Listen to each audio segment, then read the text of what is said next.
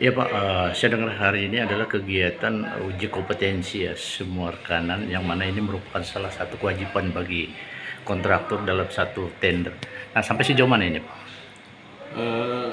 Pelatihan ini kita laksanakan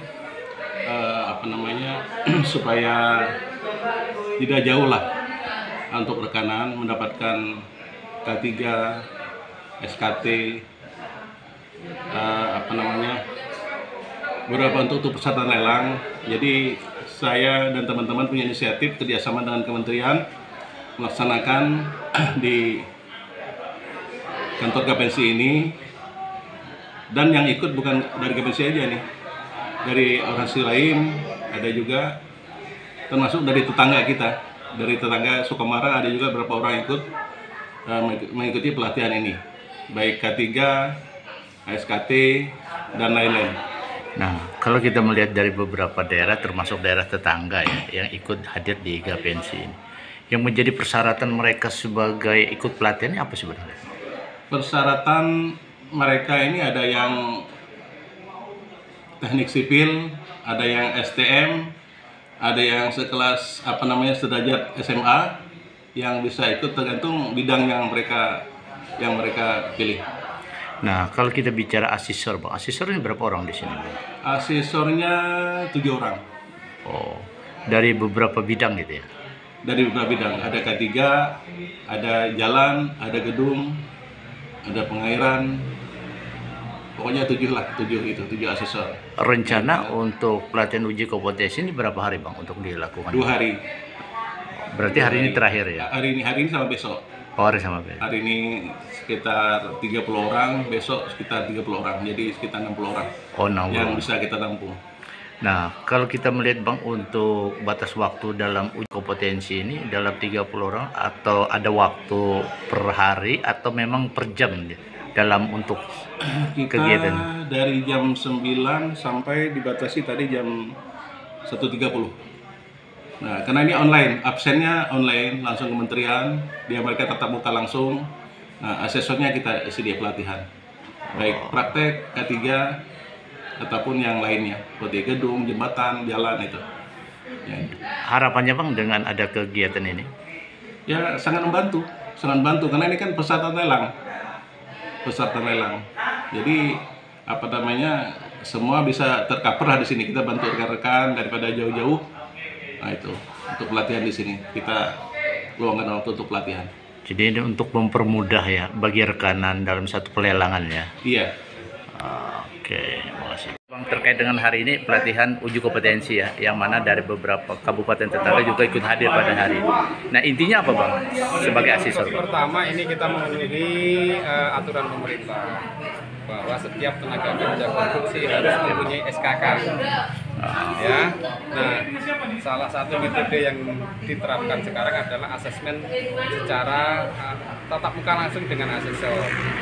Jadi tidak ada lagi cerita hanya mengumpulkan data, kemudian nanti keluar SKK. Sekarang harus real, ada orangnya, ada SKK-nya. Oh, gitu. Jadi secara langsung ya? Baik, jadi nggak ada lagi pemalsuan, nggak ada lagi tanpa izin dan lain sebagainya. Jadi mutu kualitas sumber daya manusia secara langsung ketemu gitu ya? Otomatis Pak, meskipun itu dilaksanakan secara bertahap, tidak langsung.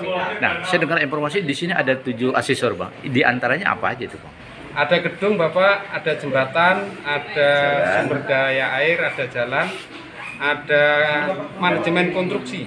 Oh ya, dan beliau adalah pemegang 5 SKK utama. dan beberapa orang termasuk ke dalam tenaga ahli dari Kejaksaan dan Polda. Oh, berarti juga asesornya.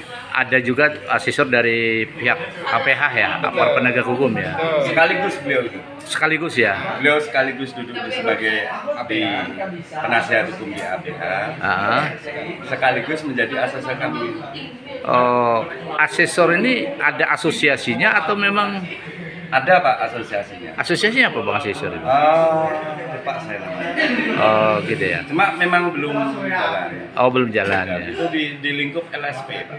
Oh, jadi ini satu keuntungan ya dengan ada uji kompetensi ini, terutama bagi rekanan untuk melakukan tender nanti, mereka punya kesempatan bisa dibina ya.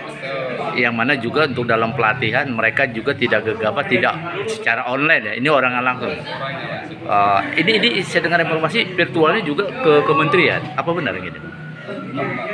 Kemudian Ada Pak ini, jadi hasil hari ini itu langsung ke Setor ke- besok Bapak bisa cek hasilnya di webnya PU, bisa cek di BNSP. Jadi nggak ada lagi abal-abal. Kalau misalnya nomor NIK dengan yang tayang di PU beda, itu berarti perlu dipertanyakan. Oh. Jadi hasil hari ini Pak, besok malam bisa dicek hasilnya di PU. Oh. dan sekarang bisa juga. Sekarang pun bisa. Oh, Jadi online Pak kita. Jadi sudah terregister langsung di sana ya. Langsung. Oh. Oke. Bahkan sebelum tatap muka, sebelum uji asesi, sebelum asesmen, data itu sudah naik. Sudah naik ya. Sudah ada di website. Nah, kalau untuk mengetahui kelulusan atau tidak itu dari sisi mana nanti? Apakah ini sistemnya sudah mereka oke, ready semua atau memang ada batasan-batasan? Ada dua unsur Bapak. Yang Oh, iya. pertama tadi ada uji tulis, itu yang kami laksanakan di ruangan. Yang kedua ada observasi di atas. Apa yang dinilai? Yang dinilai pertama tentu saja attitude yang paling utama itu attitude tingkah laku, ketika attitude Pak. Oh. Menjalankan asesmen, kemudian pengetahuan, kemudian kemampuan. Kemampuan ini sebenarnya mendasar apakah pengalaman dia memang benar-benar bekerja di proyek atau bukan. Hanya itu saja sebenarnya. Oh. Bukan seperti ujian di kampus yang uji tulis gitu, bukan Pak. Oh. Jadi Oke, sedikit Bang, harapannya Bang dengan adanya uji kompetensi yang dilakukan oleh asesor pada hari ini.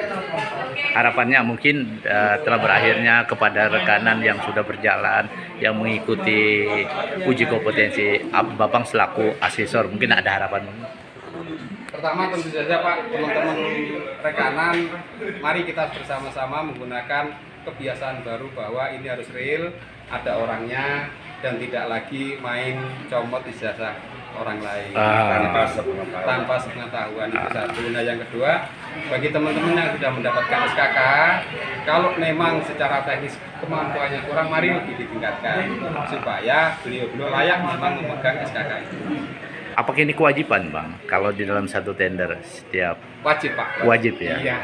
Oke. Bahkan sekarang nggak hanya di tender pemerintah Pak, di tender perusahaan swasta swasta, kebun, bahkan ada beberapa orang yang membuat SKK karena melamar pekerjaan diminta.